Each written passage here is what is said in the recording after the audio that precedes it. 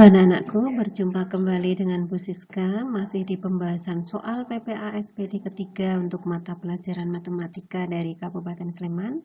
Sekarang kita akan membahas soal nomor 16 sampai 20. Nomor 16, oke, ceritanya panjang, kita cermati pelan-pelan. Virus corona telah menyebar di berbagai belahan dunia. Tingginya mobilitas penduduk antar daerah merupakan salah satu mata rantai penularan yang sulit diputus. Jika kesadaran masyarakat untuk mematuhi protokol kesehatan belum baik, maka penurunan grafik penderita COVID-19 ini akan sangat lama dicapai. Upaya yang dilakukan pemerintah Kabupaten Sleman untuk memutus mata rantai penularan virus corona diantaranya dengan menerapkan adaptasi kebiasaan baru yang dikenal dengan Cita Mas Jajar. Sesuai dengan anjuran tersebut, sebuah perusahaan membeli sabun cuci tangan sebanyak 10 botol sabun cuci tangan 200 ml dan 12 kemasan isi ulang 180 ml dengan harga Rp484.000. Penjual mengatakan bahwa harga kemasan isi ulang itu lebih murah 11.000 dari harga sabun cuci tangan botol. Harga yang harus dikeluarkan apabila perusahaan akan membeli 3 botol sabun cuci tangan dan 5 kemasan isi ulang dengan merek dan harga yang sama adalah titik-titik. Oke. Dari ceritanya ini kan berarti ada sabun cuci tangan dalam bentuk botol dengan kemasan isi ulang. Maka kita andaikan dulu. Misalnya A itu untuk yang sabun botol. Kemudian B kita andaikan dia adalah yang kemasan isi ulang.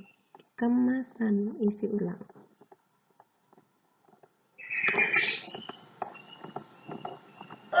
Nah, dari ceritanya ini tadi 10 botol sabun dan 12 kemasan isi ulang itu harganya 484. Berarti bisa kita buat persamaan. 10 botol sabun berarti 10A ditambah 12 kemasan isi ulang berarti 12B. Itu harganya 484.000. Yang berikutnya, harga kemasan isi ulang itu lebih murah 11.000 harga kemasan isi ulang. Berarti selisihnya ya. Selisih dari A dan B itu A dikurangi B ya. Saya hapus dulu.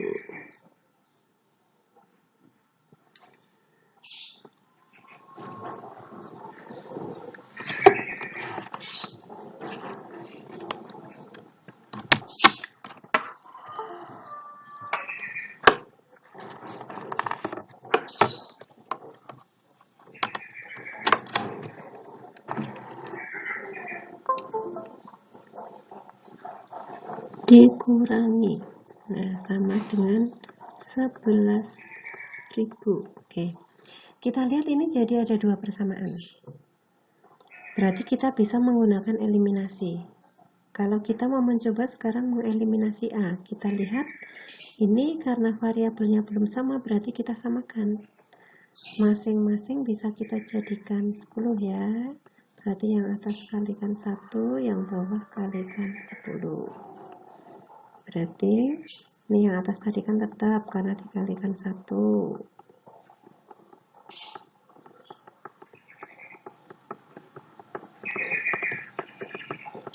Nah, yang bawah kita kalikan 10.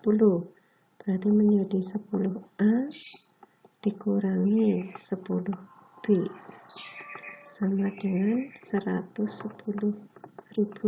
Nah, ini sekarang kita kurangi. Hasilnya 0 tidak usah kita tulis. Ini menjadi 12 dikurangi negatif 10 itu 12 tambah 10. 22B sama dengan ini dikurangi 374.000. Berarti B-nya dari 374.000 bagi 12. 17.000 ya. Oke. Ini ketemu yang B. Sekarang kita cari yang A. B-nya kita substitusikan ke salah satu persamaan yang ada ini tadi. Kita cari yang mudah saja, berarti gunakan yang bawah. Yang A dikurangi B sama dengan 11.000.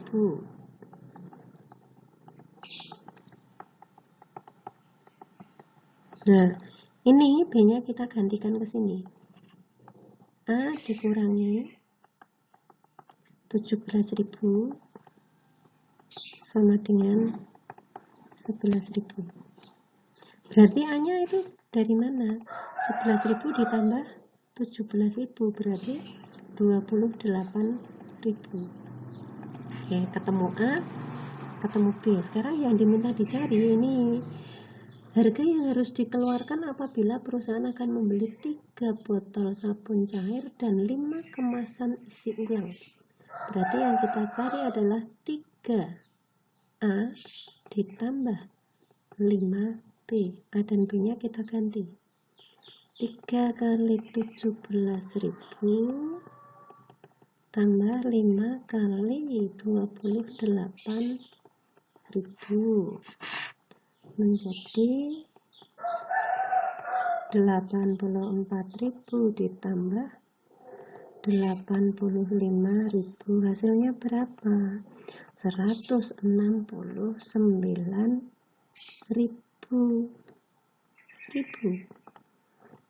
Oke, berarti kalau kita lihat jawabannya yang mana? Ini loh yang A.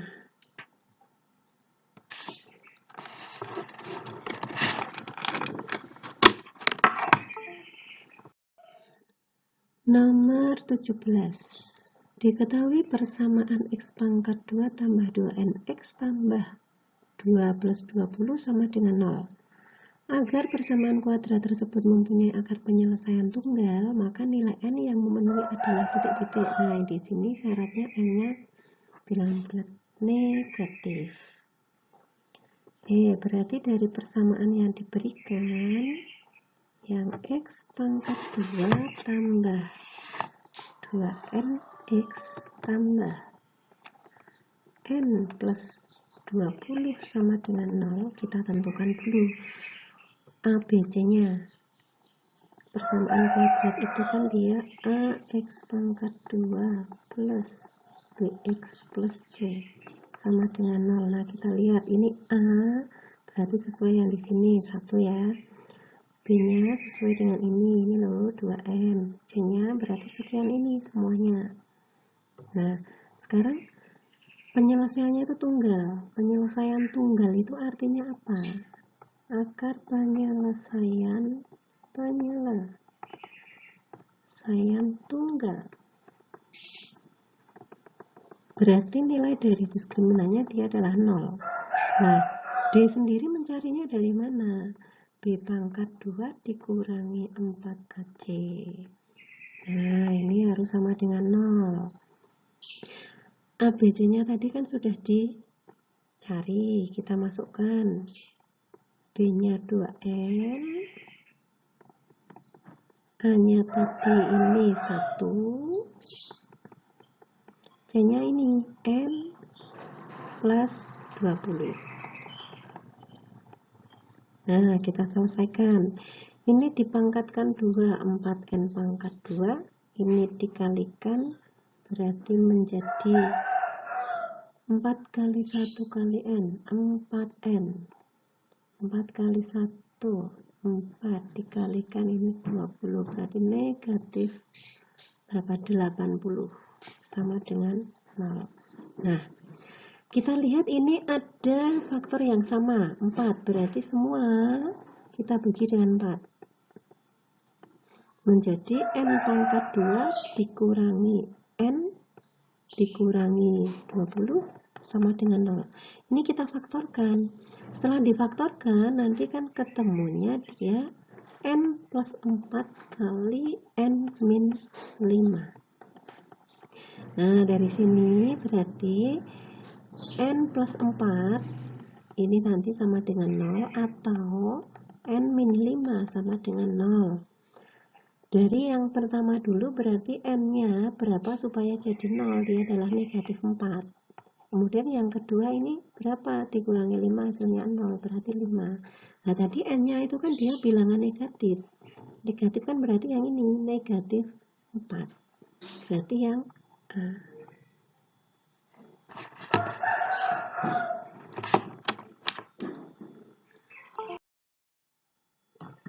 Nomor 18. Diketahui persamaan grafik fungsi kuadrat Y sama dengan negatif X pangkat 2 dikurangi 4X tambah 21. Pernyataan berikut terkait dengan grafik fungsi kuadrat tersebut. Nah, ini berarti pilihan ganda kompleks lagi ya. Kita perlu ngecek masing-masing pernyataan ini mana yang benar.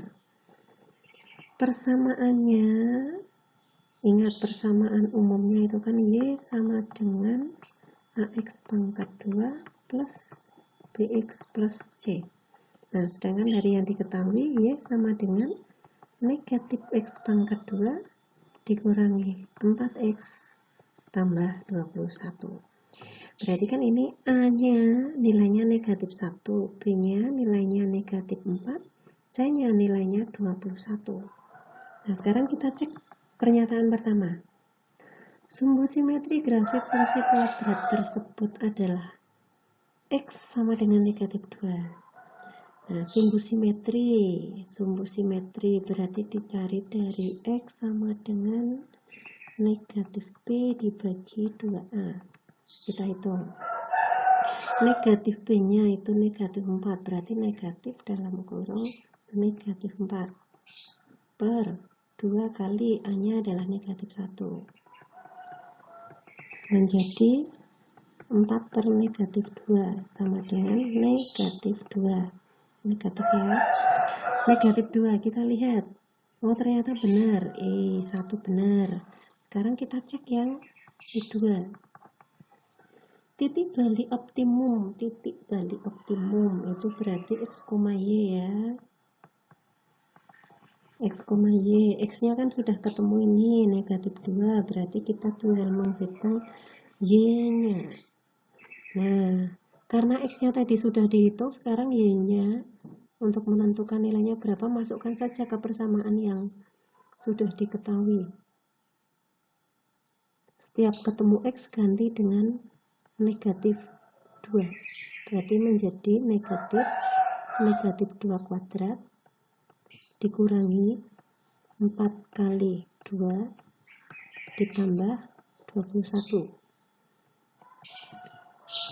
Negatif 4 ditambah, ini tadi X-nya negatif 2 ya, ditambah 8 ditambah 21. Hasilnya 25. Nah, berarti X-nya negatif 2, Y-nya 25. Sehingga negatif 2,25. Negatif 2,25 X, Y.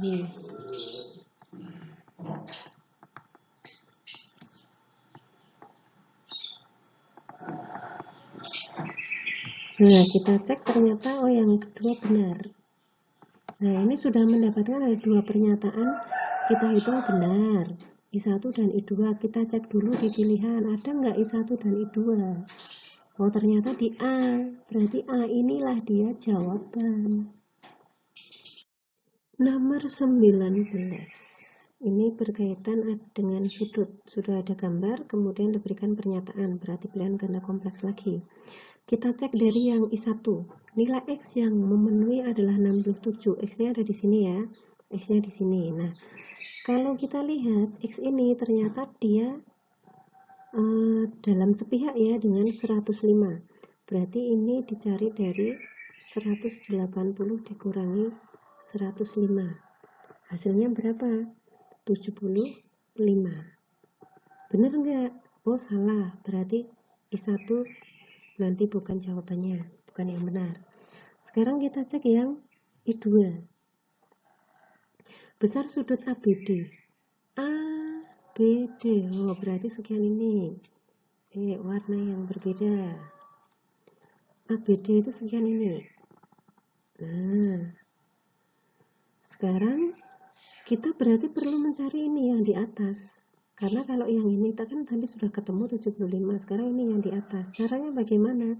Ini ternyata kan berpelurus dengan sampai yang di sini. Saya kasih warna beda lagi. Nah, ini yang sekian ini kan dia berpelurus. Berarti dia 180 kalau dijumlah. Maka yang di sini sekian ini mencarinya dari 180 dikurangi 67 tambah 75. Berarti menjadi 38. Oke, sekarang kita lihat di sini benar apa enggak? Yang itu ya. Nah, karena yang dihitung, hati-hati, bukan 38-nya loh ya. Yang dihitung itu ABD. ABD tadi ini yang merah. Yang merah. Berarti dari 38 masih kita tambah dengan 75. Ini dengan ini ya. Kita jumlah. Hasilnya berapa? Nyimpen. Oh, ternyata 113. Berarti ini yang I2 benar. Sekarang yang berikutnya kita cek yang I3. Besar sudut FBD sama dengan CBD. FBD. FBD. FBD itu ini ya. FBD. FBD berarti besarnya 75. Sama dengan CBD. CBD. CBD itu yang ini. 67. Lah ternyata beda ya. Berarti pernyataan ketiga ini sudah salah. Pernyataan ketiga salah. Mana yang melibatkan pernyataan ketiga di pilihan? Ada di B, ini berarti sudah bukan jawaban. Ketiga, ini juga sudah bukan jawaban. Oke. Tadi I1 itu ternyata salah, berarti ini yang A melibatkan I1. Berarti dia juga sudah bukan jawaban. Nah, berarti kalau seperti ini jawabannya ada di D.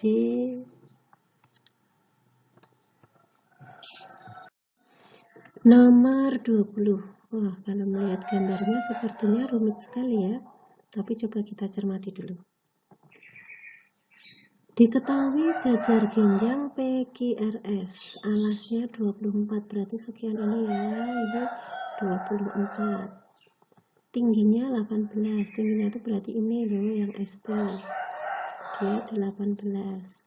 Kemudian SU sama dengan PT, SU itu yang ini, PT yang ini, nah ini sekian, ini 10.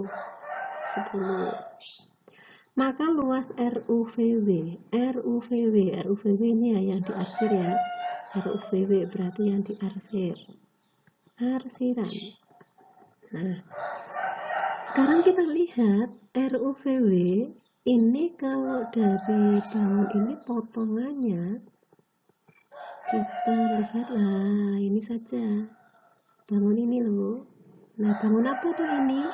Dia berupa bangun jajar genjang. Jajar genjang kan? Nah, sedangkan kalau kalian lihat yang RUVW ini dengan bawahnya yang TGVB bagaimana? Oh, dia itu ternyata setengahnya. Berarti saat mau mencari luas arsiran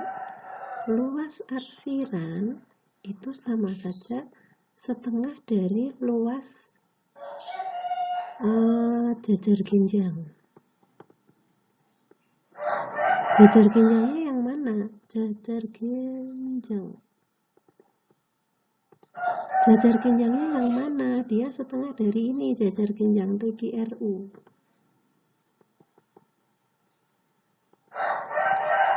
Nah, luas jajar genjang sendiri apa?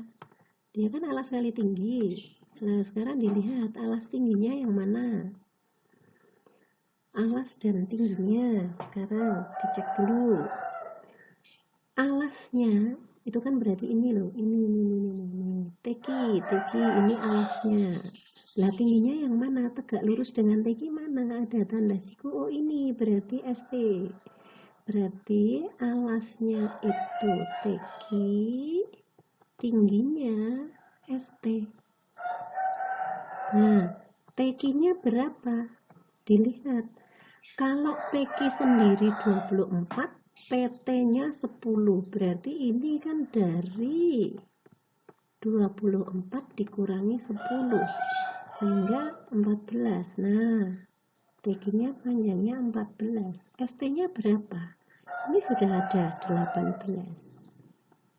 Kita sederhanakan, bagi 21 ini dapat 7 dikalikan, berarti hasilnya 126. Wah, ini ada di C. Itu tadi pembahasan untuk soal nomor 16 sampai 20. Terima kasih kalian sudah mengikuti.